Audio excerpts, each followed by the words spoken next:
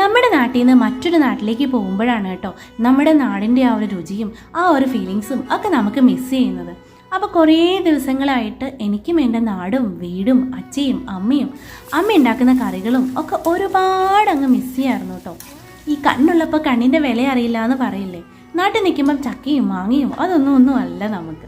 പക്ഷെ അതൊക്കെ കിട്ടാത്തൊരു സമയം വരുമ്പോഴാണ് അയ്യോ അന്ന് നമ്മൾ വെറുതെ കളഞ്ഞതൊക്കെ ഇന്ന് നമ്മൾ കിട്ടാൻ കൊതിക്കുകയാണല്ലോ എന്ന് വിചാരിക്കുന്നത്. അപ്പം അങ്ങനെ എനിക്ക് ഒരുപാട് മിസ് ചെയ്തൊരു കറിയാണ് ഇഞ്ചിക്കറി. ഇഞ്ചിക്കറി ഉണ്ടാക്കാൻ നമുക്ക് ഓണോ വിഷു ഒന്നും കാത്തിരിക്കണ്ടല്ലോ, അമ്മേനെ കൊണ്ട് ഉണ്ടാക്കിക്കാമെന്ന് വിചാരിച്ചാൽ ഇനി നാട്ടിൽ പോകാണ്ടും രക്ഷയില്ല. അപ്പം പിന്നെ എന്താ വഴി, അമ്മ ഉണ്ടാക്കുന്ന അതേ റെസിപ്പി നമുക്കങ്ങോട്ട് ഫോളോ ചെയ്യുക, അല്ലാതെ എന്താ.